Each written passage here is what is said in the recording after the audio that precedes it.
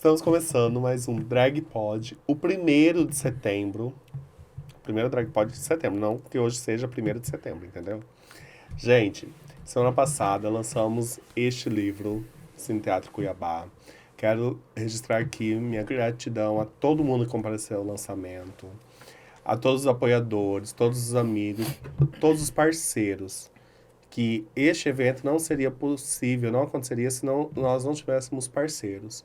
Então, até em conversa com as drag queens do livro, eu falei, graças a Deus temos amigos e parceiros que a cada ligação, a cada envio de mensagem, abraçaram a causa, seguraram nossas mãos e nos ajudaram a fazer esse evento. Então, eu quero deixar aqui a minha gratidão a todos vocês que de alguma forma contribuíram para que este evento acontecesse. E por mais que eu esteja de rosa hoje, mas nós vamos falar sobre a importância do Setembro Amarelo. Então eu trouxe 2 convidados de peso hoje para a gente falar sobre o Setembro Amarelo, falar sobre o que pode levar uma pessoa a planejar suicídio ou até mesmo a cometer suicídio. Por muito tempo, esse assunto ele ficou tido como proibido de ser falado, de ser debatido. Na minha casa mesmo, minha mãe falava, guri, isso não é coisa de Deus para você falar dentro de casa, né? Então, hoje o nosso bate-papo é sobre Setembro Amarelo e com vocês, Leandro Dornelles e Jair Donato, que são organizador e coautor do livro O Livro Amarelo. Meninos, sejam bem-vindos ao Drag Pod. Obrigado. Ele falou que nós somos 2 comunidades de peso, alguma coisa assim. Diga por você. Boa tarde, Você Nelly. serviu, né? Ué. Bom, o que ele quis dizer, será, né? Boa tarde, Não, Nelly. a postura. A postura. Vamos lá. Olha, estamos contentes. Obrigado pelo convite para falarmos de um tema que faz parte da vida, a gente tem momentos também de descontração. Nós vamos falar de um tema que merece uma atenção e um respeito, um cuidado, né? Porque trata-se de vidas humanas, não é isso, Leandro? Vidas humanas e todas as vidas humanas importam. Meninos, começar. Antes mesmo até da gente entrar no Livro Amarelo, muito se fala de suicídio, né? Porém, eu mesmo já fiz muita confusão antes de estudar sobre o assunto. Mas o que é suicídio, né? Até quem comete o suicídio? Eu queria que vocês falassem o que é o suicídio, porque, como eu disse, muitos religiosos não abordam, não tocam nesse assunto. Os que abordam falam que o suicida vai direto para o inferno e que não tem salvação. Eu queria que vocês falassem o que é o suicídio. E aí depois a gente desenrola essa conversa e entra até no Livro Amarelo. Então, ok. Vou passar a bola para o Jair. Nelly, o suicídio é aquela fase quando o indivíduo chega ao ponto de não ter mais saída. Suicídio significa fechar todas as portas, todas as janelas. É quando, para o indivíduo que está em sofrimento, não há mais nenhuma possibilidade. Onde há o engano em achar que através do retirar-se da própria vida há a solução. Mas é a dor que é tamanha e é isso que o indivíduo procura. Ninguém busca a morte, ninguém busca tirar a própria vida, porque não há prazer aí. O que busca é um alívio de uma dor profunda.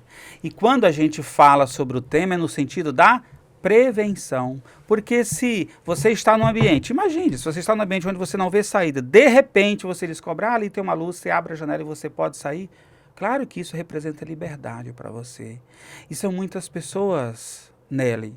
Nós hoje estamos diante de uma pandemia silenciosa, que após a Covid-19 tem se acentuado. Últimos dados de 2022, em relação a 2021, só no Brasil aumentou 11,7% os casos de suicídio. É algo que a causa é multifatorial.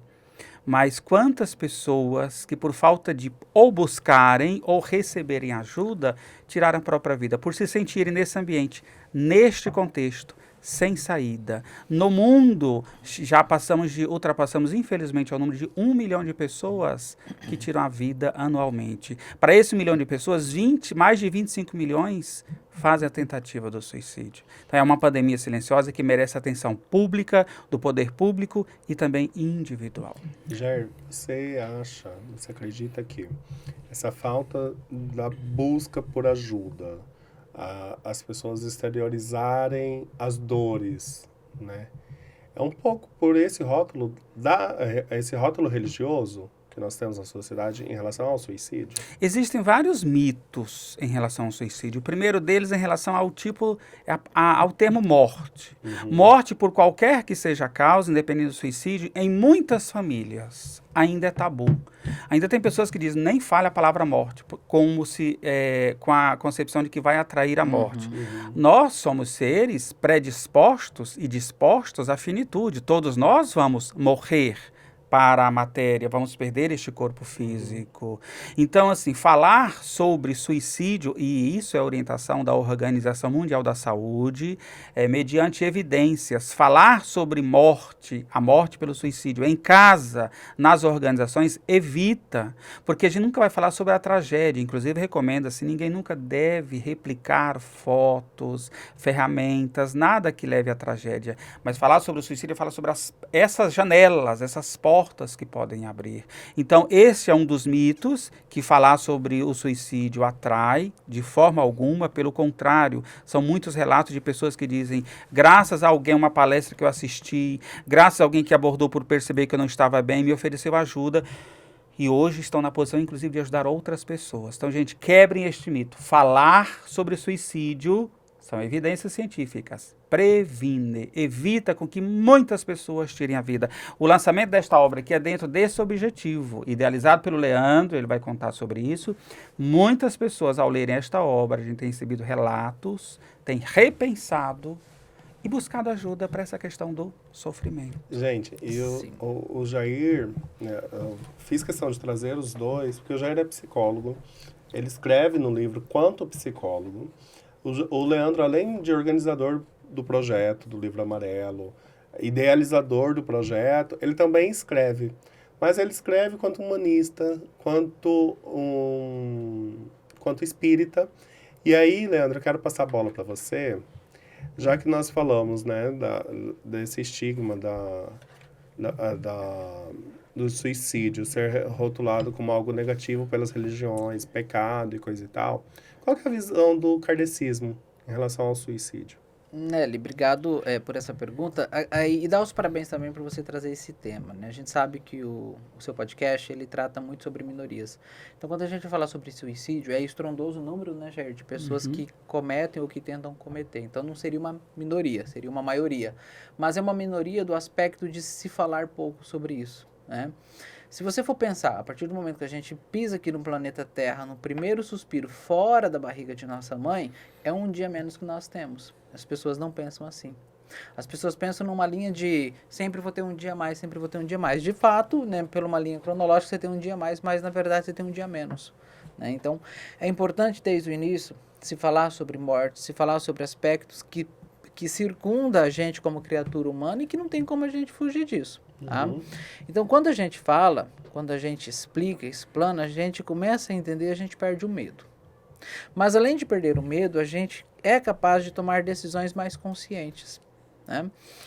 Algumas religiões, eu até diria assim, o papel da religião é muito importante em todos os aspectos, principalmente para uma pessoa depressiva, principalmente para uma pessoa que está com pensamento suicida, porque às vezes a imposição daquela religião em dizer se você cometer, você vai para o inferno, você não tem mais salvação, isso pode acometer para aquela pessoa, se não estiver num estágio grave, adiar esse pensamento, né?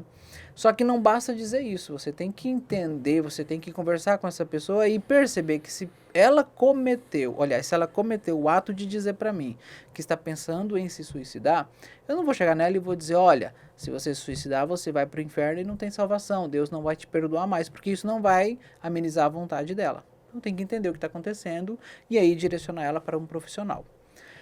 Na visão do kardecismo é muito claro e muito bem pontuada por Allan Kardec, que é o seguinte, a vida não cessa, Ou seja, então quem comete o suicídio, ele apenas abreviou a existência humana, mas não a vida. Então existe uma continuidade, né, após abreviar essa existência humana. E um suicida, ele comete o ato, como muito bem colocado pelo Jair, para livrar de uma dor que é insuportável.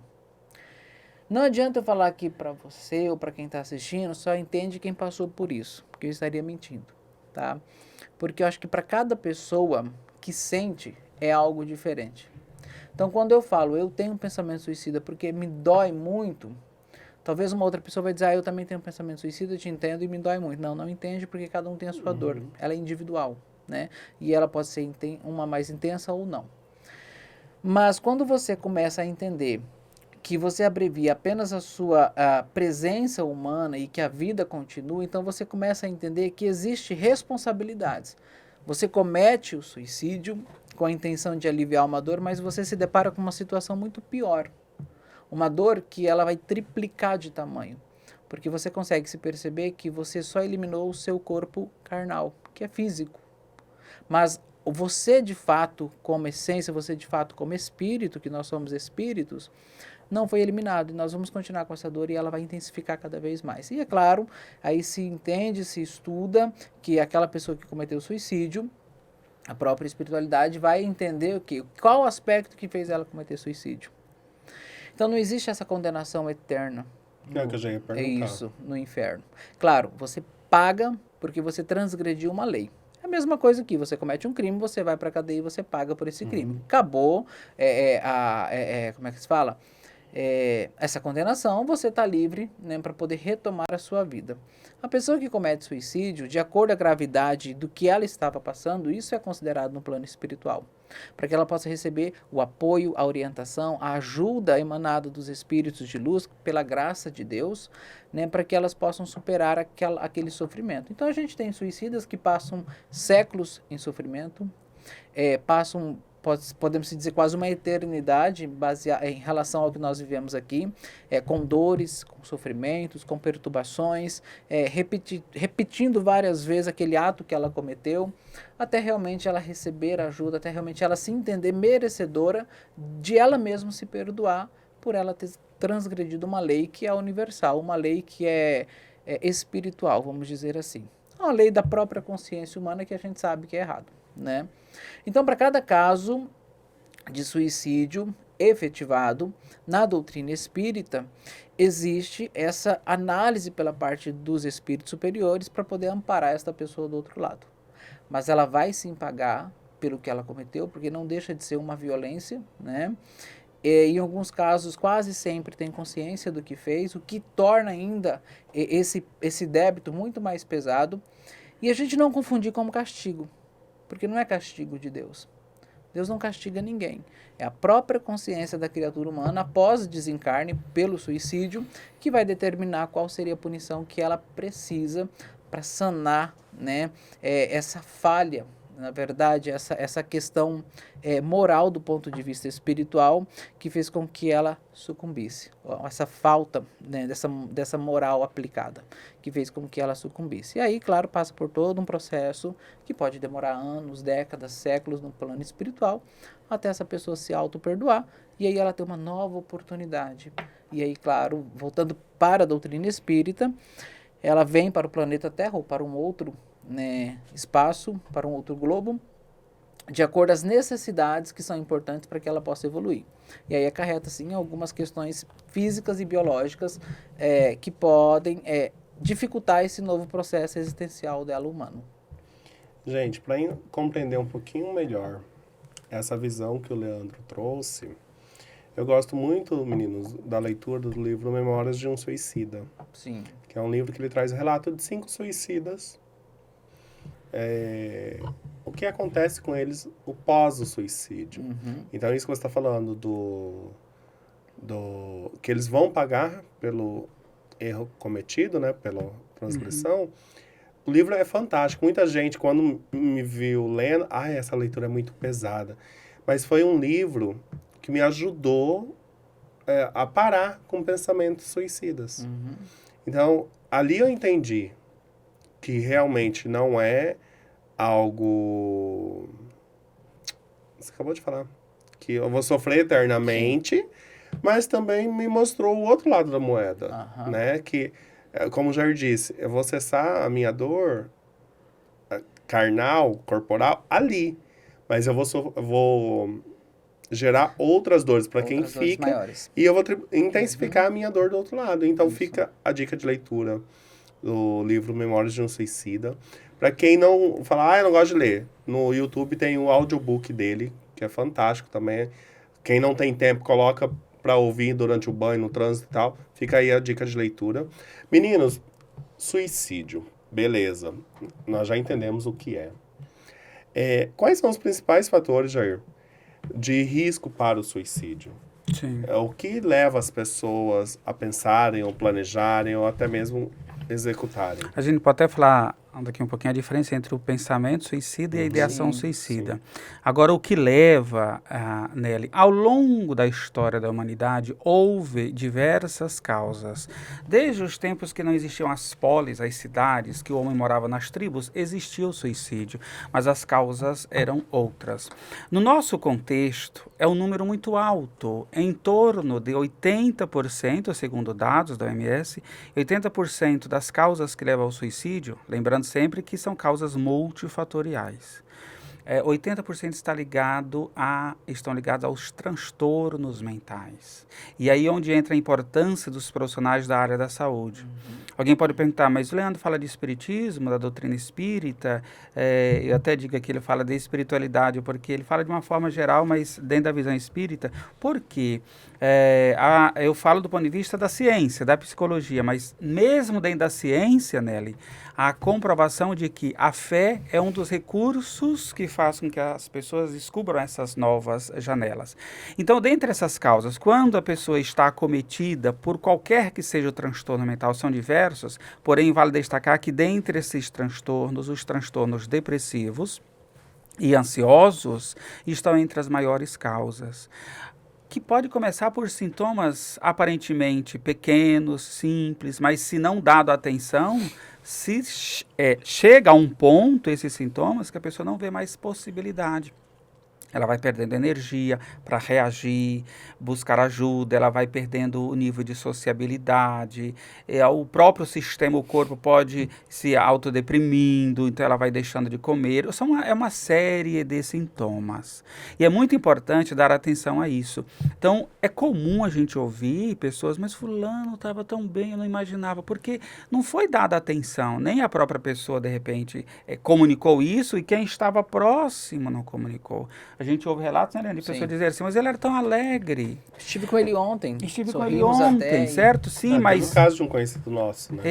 Esteve com ele ali, o corpo, de repente, mas não olhou o ser, como é que estava.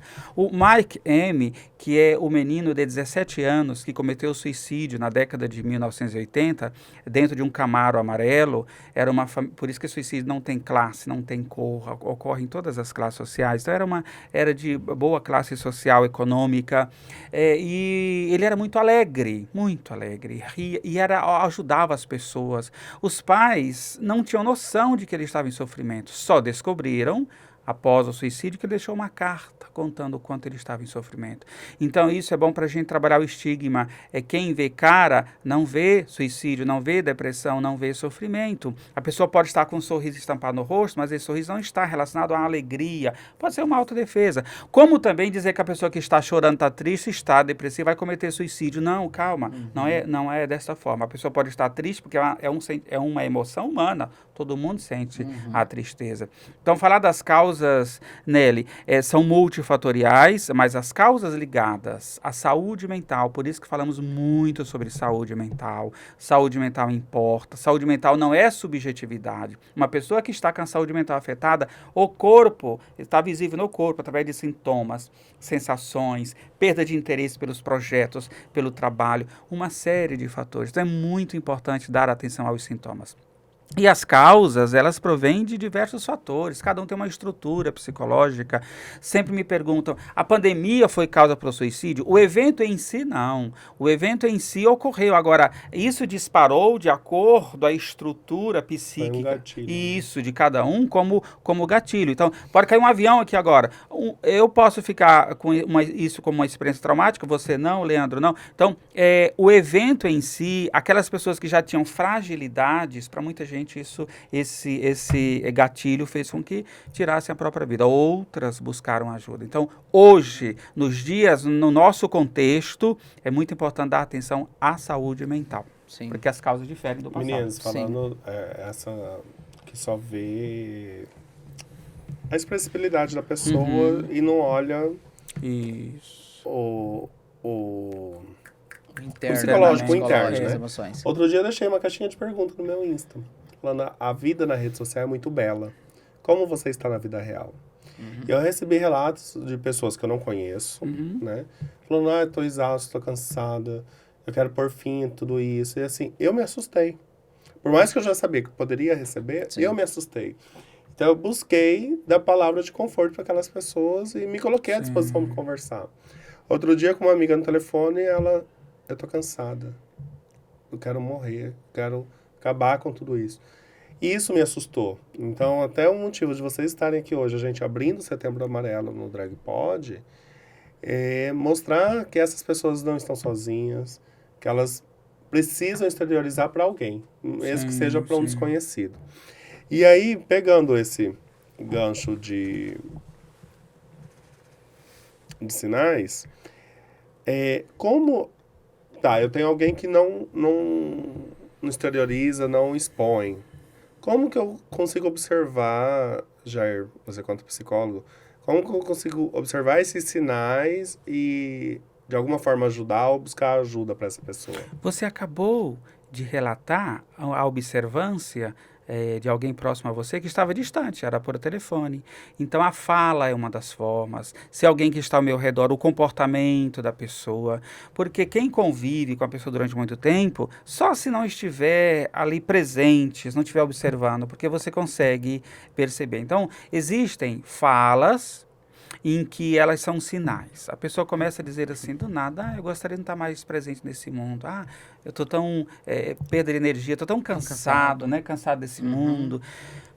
Que eu estou cansado, queria dormir. Eu gostaria de não acordar mais. Esse tipo de fala são pensamentos suicidas. É importante a gente não tenha medo de falar em pensamento suicida. Todos nós, em algum momento, tivemos algum pensamento suicida, ou pelo menos a maioria de nós tivemos um pensamento suicida. O risco é quando esse pensamento, que ele decorre de alguma sensação, algum sintoma interno, ele vai evoluindo a chegar a uma ideação suicida, que é quando há o planejamento. Mas conversas do tipo, eu acho que eu não me encaixo mais nesse mundo, eu acho que eu nasci na geração errada, eu tenho a sensação que, não sei por que eu estou aqui, eu não sou útil mesmo, não vejo utilidade no que eu faço. Então, são pensamentos, né, de pessoas que estão assim, as janelas estão se fechando. E aí foi muito importante quando você ficou com a antena ligada, quando essa amiga te disse isso, né, e você, né, fez contato posteriormente com ela. Então, nesses casos, a gente tem que se aproximar mais da pessoa. Às vezes, não falar do problema, às vezes a pessoa nem dá essa permissão, mas só chegar junto, um abraço, e visitá-la mais vezes. E de acordo com o momento, perguntar mesmo, olha, Fran, você precisa de ajuda, tem percebido isso? Então, é muito importante que a gente entre em ação e faça alguma intervenção. Como amigo, indicando para buscar uma ajuda, nem que seja ligar o CVV, né, Leandro? Sim. Alguém, 2 da manhã, me disse que eu gostaria de não acordar amanhã cedo. Essa pessoa está precisando de ajuda. Até ao ponto, a pessoa está num caso mais extremo, que precisa, né, levá-la, interná-la, e aí são várias fases. Mas é muito importante esses sinais. Outros sinais, perda do interesse pelos projetos, pelo trabalho, perda da vontade de cuidar da higiene pessoal, alimentação. é um conjunto de fatores que você percebe se instalando ali naquela pessoa. Começa a chegar atrasado ao trabalho, começa a não ter tanta... Se era uma pessoa muito organizada, responsável, já não ter tanta responsabilidade com o trabalho. E aí que entra uma coisa importante para a gente trabalhar os mitos. Ah, é vagabundo. Ah, é mimimi. Ah, tá. Ah, lavar uma pia de prato ali resolve. Tem que ter um cuidado com isso. Essas falas fazem com que a pessoa vai se deprimindo mais ainda. Deprime o corpo, deprime o cérebro.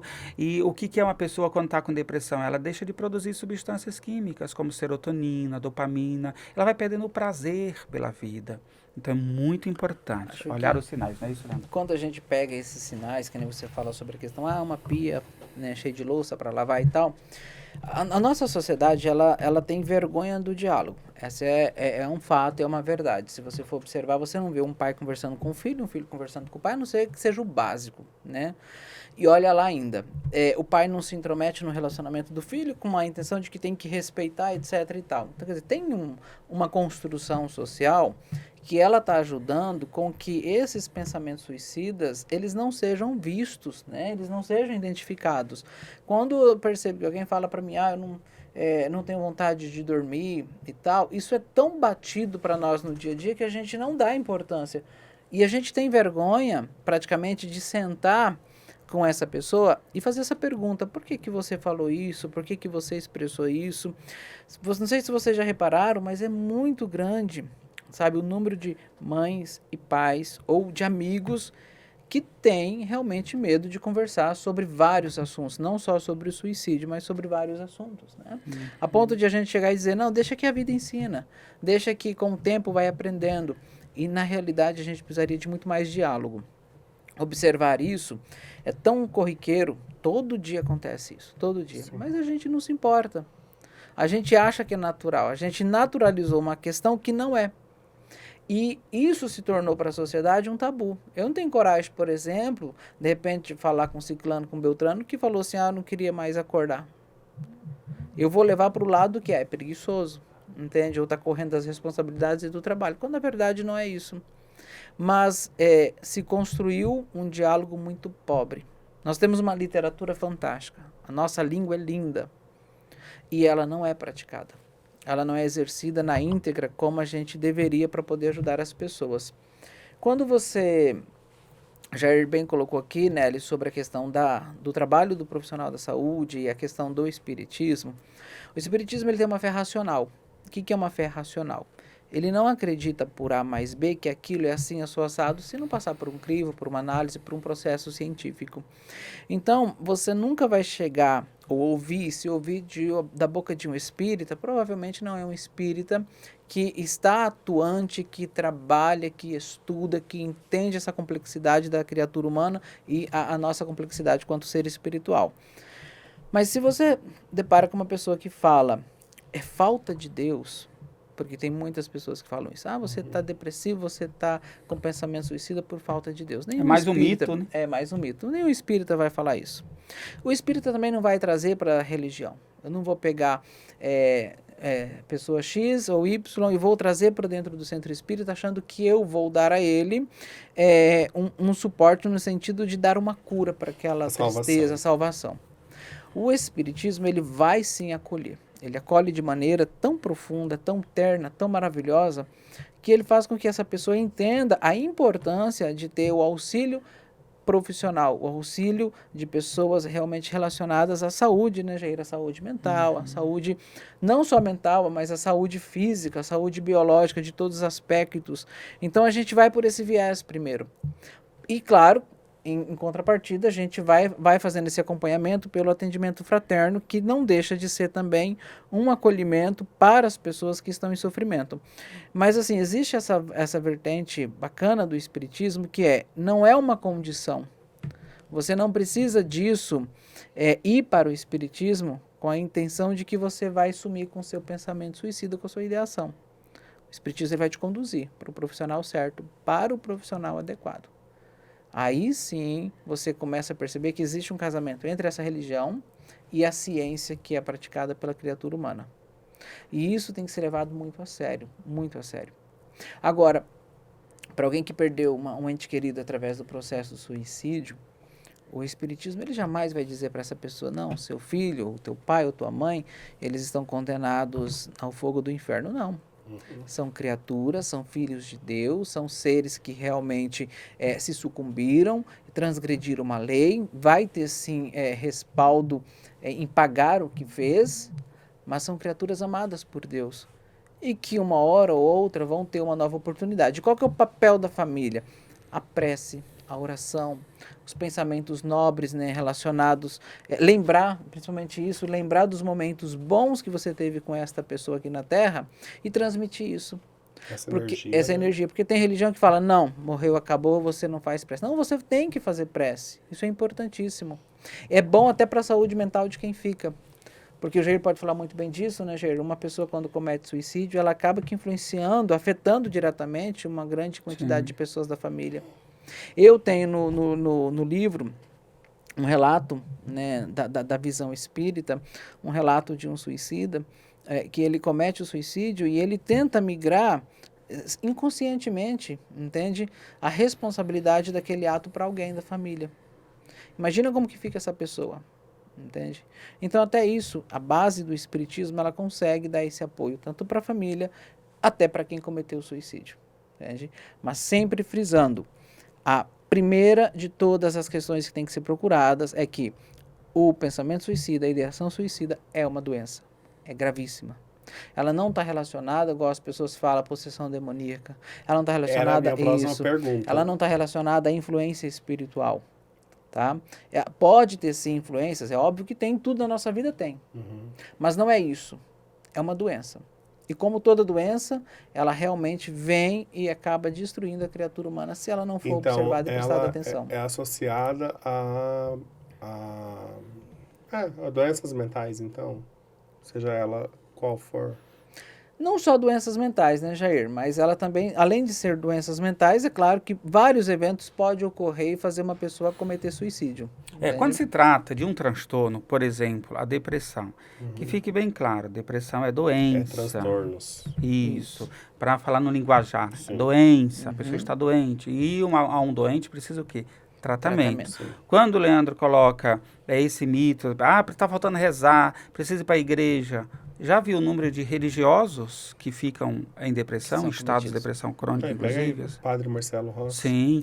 Então não tem a ver com a crença em Deus. A religião entra como um dos recursos para que a pessoa, através da fé, que está sempre ligada a uma certeza, né, e entra até numa questão existencial, porque a fé faz com que a pessoa elabore até melhor projetos, né, futuros, é um recurso. Agora, imagine uma pessoa que está num estado depressivo, que ela já precisa, inclusive, ser medicalizada. Você fala para ela, falta de Deus, vai rezar.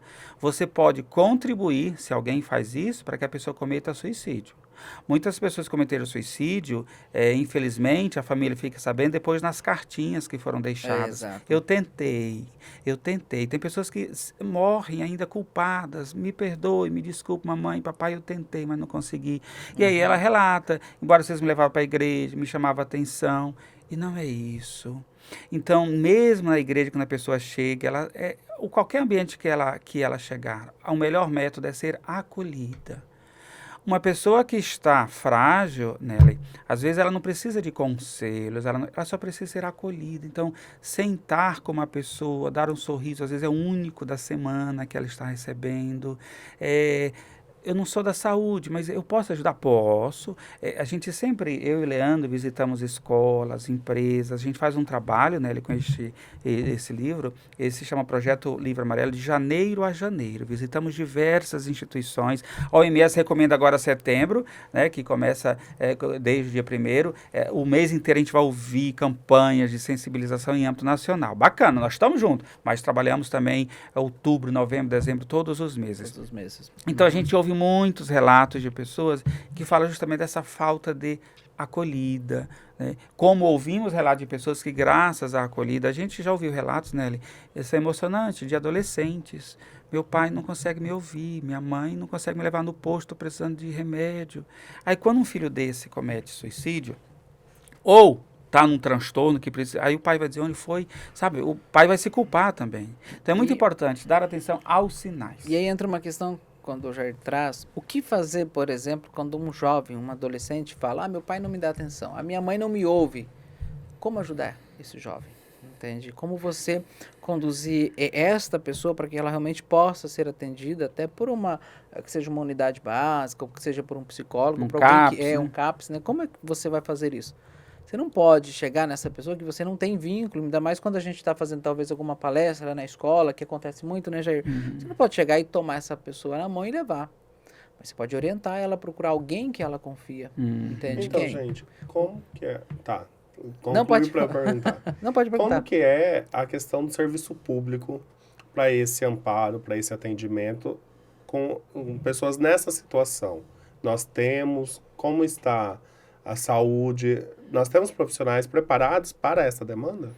No SUS, nós temos profissionais preparados, sejam psicólogos, psiquiatras. O que talvez, e aí é uma demanda que exige mais políticas públicas, é o número de profissionais para atender, além de todo o estigma, aquela pessoa que vence todas as barreiras, fura essa bolha, até chegar a um CAPS, que para muita gente é vergonhoso buscar ajuda, sabe? Até chegar lá, às vezes não tem ali o profissional para ajudar. Então, imagina uma pessoa que está em surto, entra em surto, um surto psicótico, ela não tem condições de ir para uma rede particular, como que faz? Nós, profissionais da psicologia, trabalhamos contra a luta antimanicomial. Não temos que ter manicômios para internar as pessoas, né? Mas precisamos de políticas públicas, de profissionais e de vagas para atender as pessoas para que elas continuem no seio da família, exceto os casos que exigem internação. Aí sim, existem os leitos do SUS para as pessoas serem internadas. Mas nós temos sim, sabe, Nelly, uma defasagem. Encontramos pessoas em que em vários lugares que visitamos, pessoas que dizem, eu preciso, tem gente que me liga, você pode me prescrever o remédio? Eu não posso, eu sou um psicólogo, é um psiquiatra que pode, aí tem dificuldade de encontrar um psiquiatra para pegar uma nova receita, para prescrever. Então, infelizmente, a população sofre, quando ela decide procurar, nem sempre tem um profissional à disposição. Acho que falta humanidade na saúde, principalmente na saúde privada, né? Existe um lema sobre a saúde que você tem que estar a posto sempre que o indivíduo precisa, independente de ser privada ou ser pública, né? E a gente vê que essa não é uma realidade. Por exemplo, nós fomos fazer uma apresentação na Fiente, né? Sim. Na Fiente, uma das pessoas interrogou, aliás, até me parou a minha apresentação, dizendo que o que eu estava propondo, porque eu estava apresentando sobre o livro amarelo. Qual que é a ideia do livro amarelo? A ideia do livro amarelo é bem simples. É levar o conhecimento, a orientação para as pessoas identificar quem está com pensamento suicida, como ajudar essa pessoa, o que dizer, o que não dizer, e com a ideação suicida o que fazer. Então, quando eu falei para ele, por exemplo, que você se depara com uma pessoa que está em surto, você não tem o que fazer a não ser o quê? Chamar o SAMU, chamar a polícia, se for o caso, para você salvar a vida dessa pessoa.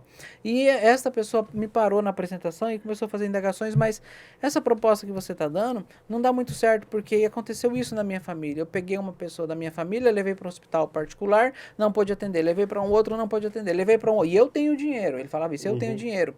Eu levei para um hospital e não consegui atendimento. Quando eu consegui aplicar uma medicação para ela dormir, me devolveu para casa. Ainda disse para ele, acho que o senhor não entendeu. Entende? Nosso trabalho aqui com o livro amarelo é a base. Nós não somos responsáveis, eu, quanto escritor, quanto à ideia do livro, não somos responsáveis para criar uma política pública direcionada para os hospitais particulares ou privados de como tem que ser o atendimento. Eu estou dando uma base para aquelas pessoas que não sabem nem como reagir.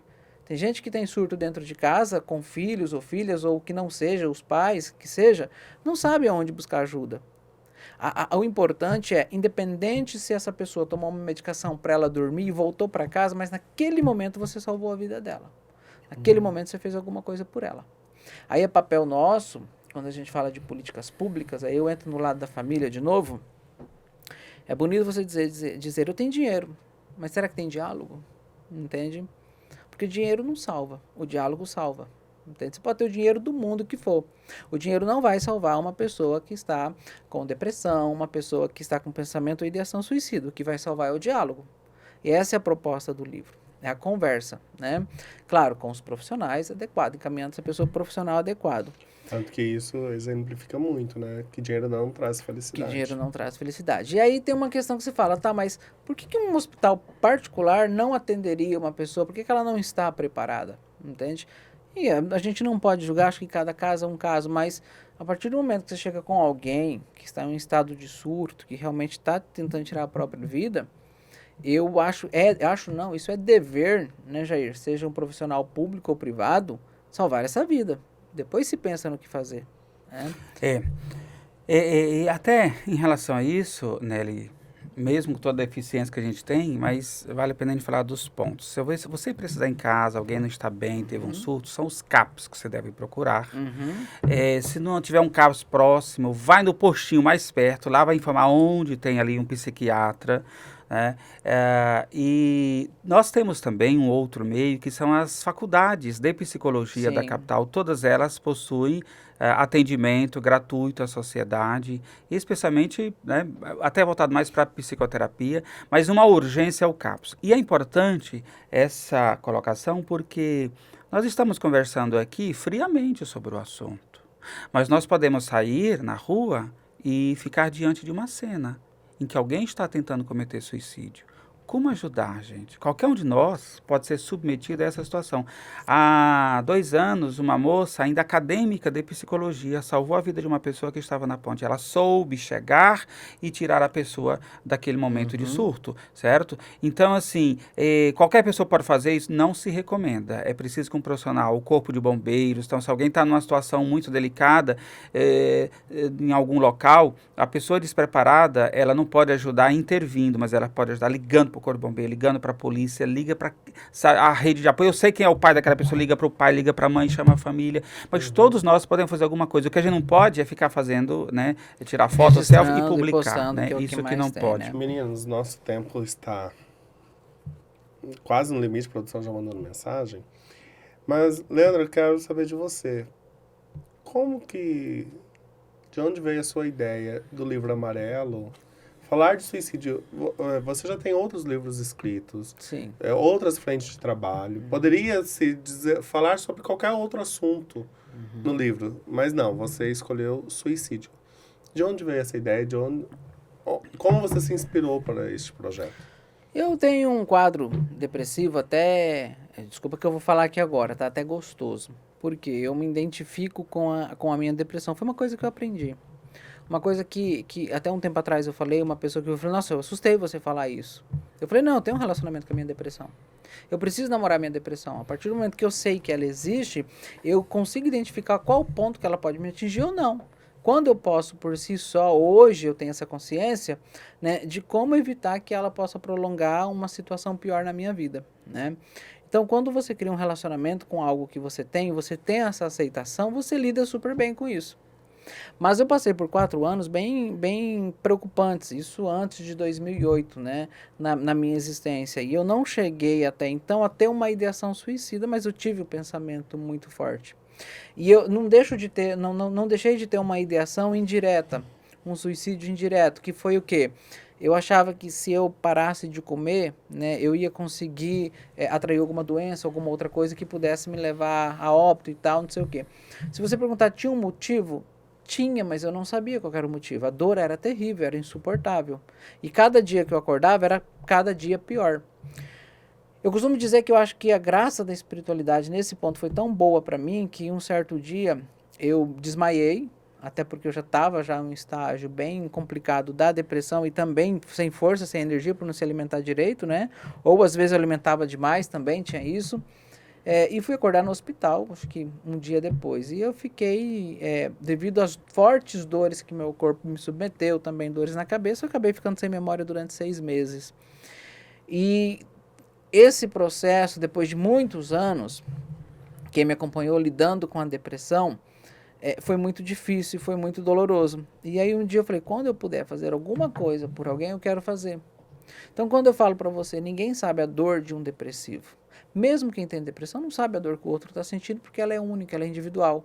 Mas a gente sabe que dói, entende?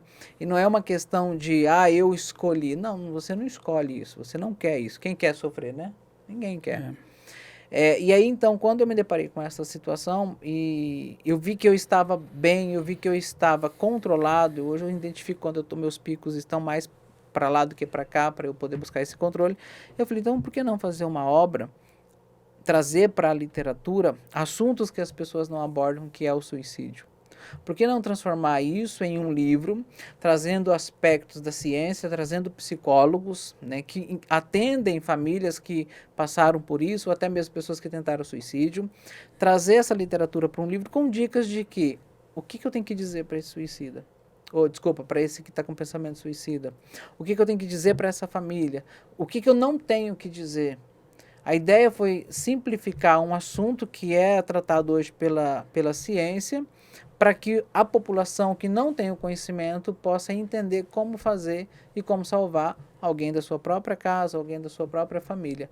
Porque eu passei por isso e na época eu não tive apoio de ninguém. A minha família não sabia como reagir.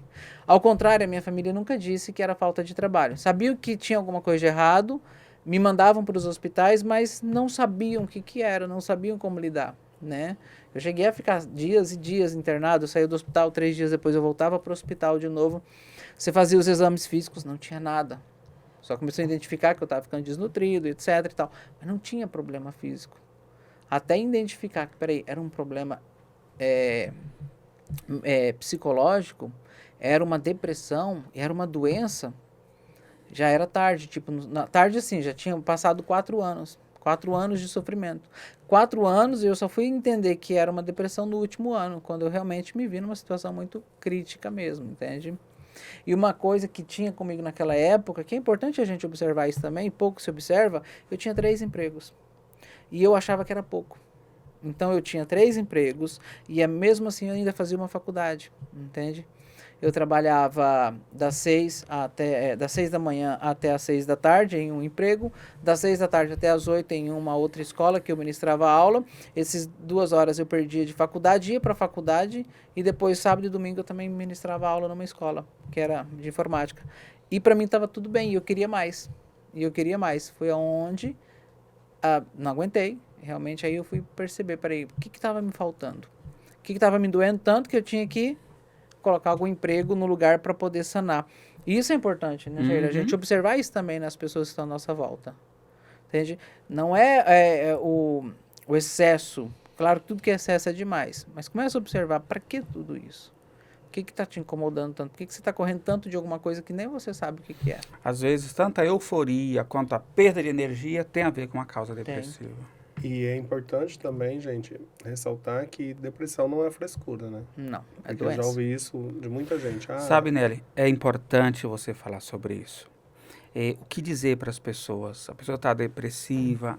Vamos tomar um sorvete que passa. Não passa, é doença, não vai passar. Dorme que passa. Toma um banho de água fria. A pessoa está com sintomas. Você diz isso para alguém que está com dor de cabeça? Toma um banho de água fria? Toma um paracetamol, toma um remédio, está com um distúrbio gastrointestinal. Não, segura que passa. Vai tomar um remédio, está com uma febre alta. Então, às vezes a pessoa liga por ser uma doença da subjetividade, difere de uma ferida aqui, que é uma ferida muito maior, a pessoa não dá atenção. Então, em vez de dizer para a pessoa, isso passa, vai rezar, vamos tomar um sorvete, se aproxime dela e diga, eu posso te ajudar? Gente, você até pode chamar para tomar o sorvete, né? Mas com a intenção de, vamos tomar um sorvete pra gente conversar. Não tomar o sorvete no sentido de que vai passar. De distrair. Distrair resolver. isso, exatamente. De fugir da situação. Meninos, qual que é a importância dessa rede de apoio para uma pessoa com pensamentos ou ideação suicida? Muito importante, Nelton. É um dos primeiros passos após a acolhida, certo? Voltando, qual que é a importância da rede de apoio Deixa eu falar para a para pessoa você. que está com ideação ou O pensamento produtor suicida? dela, o Neliton, lá fora, falou assim, faz essa pergunta. Agora tá aí. Mas, Nelly, seu produtor é muito, muito bem organizado. Faz a pergunta de novo. Sim, Nelly. Qual que é a importância? O Leandro relatou o fato, a gente comentou, pessoas que nos procuraram para dizer, mas o meu pai, a minha mãe não me deu apoio. A rede de apoio pode ser o pai e a mãe, pode ser familiares, mas fundamentalmente tem que ser pessoas de confiança, talvez nem seja nem a família, que às vezes a família não dá apoio, pode ser amigos. Mas qual a importância? É esta rede de apoio que vai fazer com que eu não me sinta sozinho. É esta rede de apoio que vai fazer com que eu procure ajuda, ou no mínimo me sinta forte para buscar ajuda. Tem pessoas que estavam prostradas, após alguém da rede de apoio chegar e falar, olha, não tem fulano, conta um relato, olha, tem um profissional tal, eu acompanho você, levo a pessoa até lá, eu ligo para o CVV, por favor, fale aqui. Então é muito importante. Dificilmente uma pessoa sem rede de apoio, que já está nessa fase, ela sai dessa situação. Meninas, tem...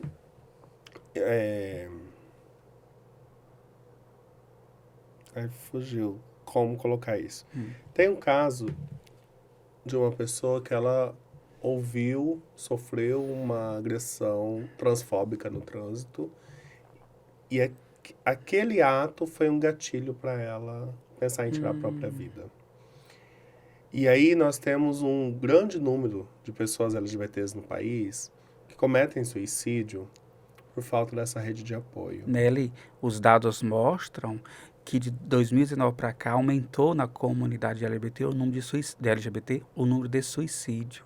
Então é considerável, a gente precisa olhar para isso também, viu? Então, até que ponto, né, nós falamos muito de transtornos mentais, mas até que ponto o nosso dia a dia, né, recente nós assistimos a peça do André De Luca, que ele também fala de suicídio na peça. Então, até que ponto os fatores externos, né, do nosso cotidiano não influenciam também nessa... Sim, influenciou e muito, e muito.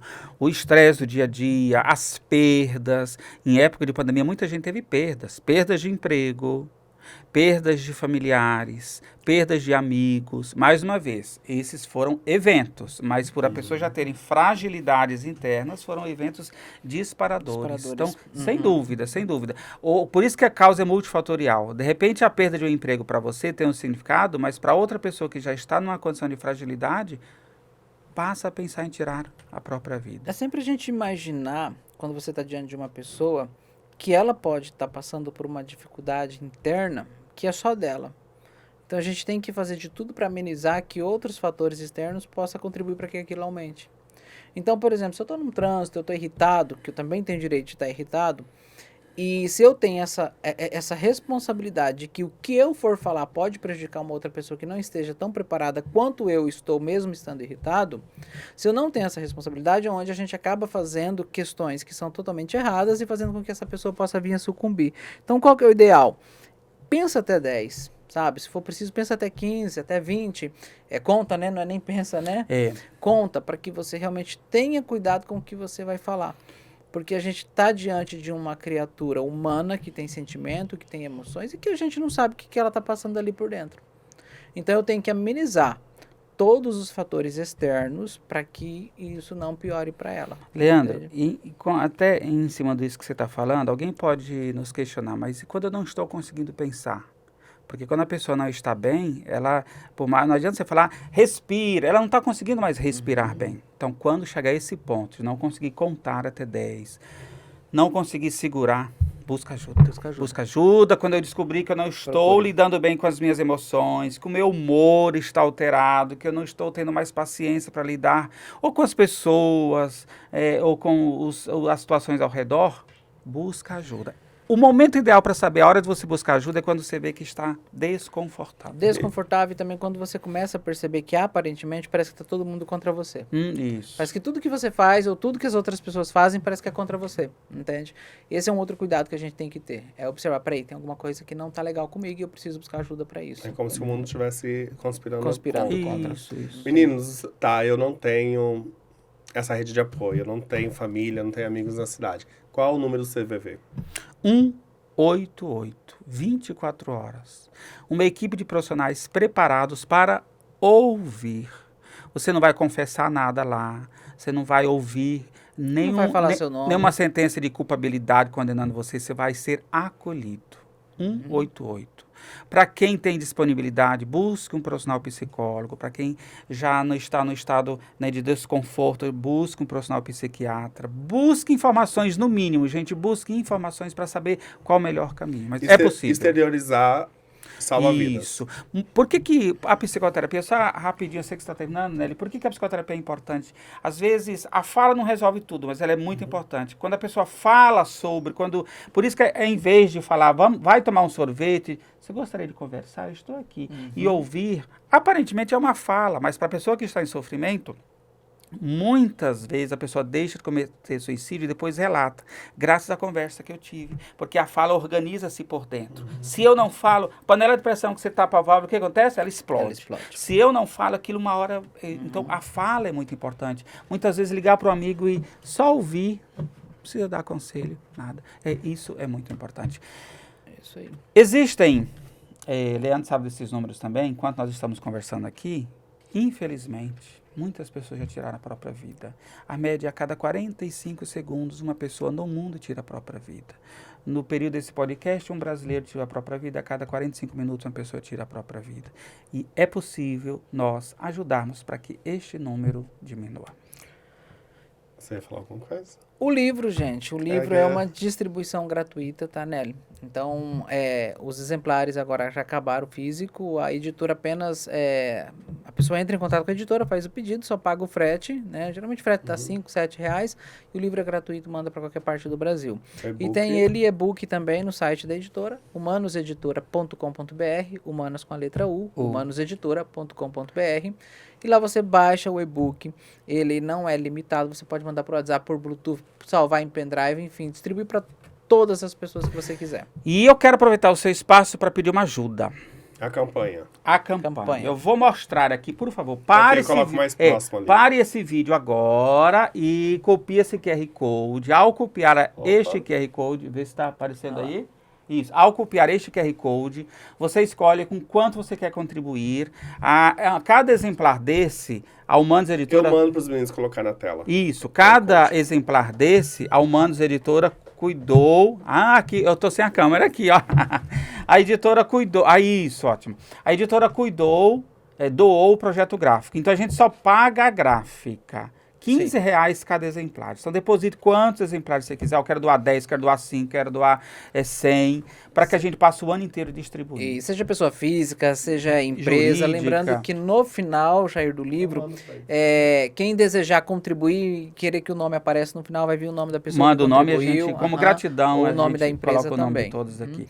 E aí, só recapitulando, qual que é a importância desse livro? Ele trata sobre prevenção. Ele vai falar sobre assuntos, né, em que a gente vai conseguir realmente identificar quem está com pensamento suicida, quem está com ideação suicida e como a gente lidar com essas pessoas. Isso. Principalmente para nós, né, leigos, que não somos da área da saúde, que talvez não saberia, né, como agir diante de uma ação. Ok, nós temos o Corpo de Bombeiro, temos a polícia, temos várias outras pessoas que são preparadas para isso. O próprio Corpo de Bombeiro tem cursos de escuta para poder salvar as vidas, né? Inclusive aqui em Cuiabá nós entregamos caixas, participamos de uma simulação com eles. Mas até estas pessoas chegarem, o que a gente pode fazer? Porque a gente pode cometer um grande erro tentando ajudar sem saber como ajudar. E o livro ele traz essa orientação bem simples, bem tranquilo, né? Mas quem está com pensamento suicida, lê o livro não vai piorar? Não vai. Porque ao ler o livro ele vai encontrar um fôlego de esperança e possivelmente a atitude de buscar ajuda vai ser maior. Então não tem que ter esse medo. A gente tem que falar sobre esse assunto, dizer para as pessoas que suicídio existe, que é uma doença e que não é religião que vai tratar. É saúde mental, é médicos, é psiquiatras, é psicólogos, é uma doença. Como doença, ela precisa de toda a atenção necessária. Meninos, infelizmente, é um assunto que renderia aí mais horas e horas de E o vídeo está interativo, podcast. Tá? Pode parar, voltar, pega o QR Code. Sim, isso. Eu vou deixar nos stories das minhas redes sociais esse banner da campanha, gente. Ajudem. Né? Ajudem sem a pretensão, mas eu não tenho pensamentos nem ideação suicida. Não é você. Você vai ajudar a salvar vidas. Então, doe um livro, 2 livros, 10 livros, 100 livros, quantos você puder. Você vai estar ajudando numa causa muito nobre. Então, eu vou deixar nas minhas redes sociais ou uma postagem fixada no feed com o QR Code, chave Pix, todas as informações para vocês poderem ajudar nessa campanha, né? Que, como o Leandro disse, os exemplares físicos já esgotaram, mas o e-book está aí disponível para vocês viralizarem também. Já que nós viralizamos vídeos de fofoca, de barraco, de perrengue, vamos viralizar um livro, né? Que pode salvar vidas, pode salvar famílias. Então pensem nisso. Meninos, quero Nelly, deixar quero fazer um convite antes de você encerrar. É a partir do dia 8, toda sexta-feira, no mês de setembro inteiro, no Humanos Literário, toda sexta, 16 horas, estaremos trazendo profissionais da área da saúde. E vamos encerrar o mês com o Leandro para a gente conversar sobre esse trabalho feito com mais informações acerca da prevenção ao suicídio. Então, o último minuto é para vocês fazerem as considerações e os recados de vocês. Já fez então, Leandro. Já fez o convite. Gente, obrigado por nos assistir. Nelly, obrigado por essa oportunidade. Ao Bom da Notícia, que sempre são parceiros, estão sempre ajudando a divulgar os trabalhos, né? E continue trazendo assuntos que realmente são relevantes e precisam ser tratados. Precisamos falar, sim, sobre diversos pontos, aspectos relacionados à criatura humana. E isso tem que ser levado a sério. Não desista. Você vai encontrar na sua vida um monte de gente para poder te puxar. É nessas pessoas que você tem que se apegar. Porque elas vão te dar força para poder conseguir. Aqueles que já estão te apoiando, que bom, é mérito seu. Entende? Vão te apoiar também, sim. Mas é naquelas que estão puxando o seu tapete que você tem que segurar nelas e falar, agora eu vou para frente, entende? Então continue fazendo esse trabalho que está fazendo uma grande diferença para as pessoas. E, gente, acessa lá o e-book, baixa e manda para o maior número possível de pessoas. E que a gente possa salvar, nem que seja uma pessoa que está ali em nossa volta. Já é uma grande vitória. Gente, o link... Acabou de vir uma ideia aqui. O link do e-book nós vamos deixar na descrição aqui do vídeo, aqui no YouTube e no Facebook. Então, já não tem mais nem essa desculpa que eu não encontrei no site da editora. Vai ficar aqui na descrição deste episódio do podcast. Se você estiver nos ouvindo pelo Spotify, vai lá no YouTube ou no Facebook, na página ou no canal do O Bom da Notícia, e vai ter na descrição deste episódio do DragPod o link de acesso para o e-book. Meninos, gratidão. Gratidão por tudo que vocês têm feito, por onde têm passado com este projeto. Eu tenho certeza que vocês têm plantado sementinhas de esperança em cada pessoa que ouve vocês falar. As pessoas que nos assistiram, que nos ouviram neste bate-papo, tenho certeza que vocês conseguiram mudar um pensamento. Então, se nós conseguimos atingir uma pessoa, já atingimos 100% do nosso objetivo. Que assim se pensar que ontem não estávamos mudando, transformando pensamentos e hoje, né, com este trabalho vocês estão transformando, então, parabéns. E obrigado por não desistirem de ser humano. Nós sabemos que não é fácil essa luta. Sabemos que a cada dia vem uma aprovação diferente. Vem pensamentos, será que eu estou fazendo a coisa certa? E aí, a cada relato, a cada feedback, vocês vão perceber isso, que estão no caminho certo, estão fazendo a coisa certa. Então, parabéns e gratidão. E para vocês, até a semana que vem, em mais um DragPod. Convidado semana que vem é surpresa, é alguém, assim, fantástico, muito conhecido em Mato Grosso, então eu não vou... Diferente das outras semanas, que eu já falo quem vai ser, semana que vem vai ser surpresa. Então, assistam o DragPod semana que vem. Gente, beijos e até a próxima. Tchau, tchau. Acolha e peça ajuda.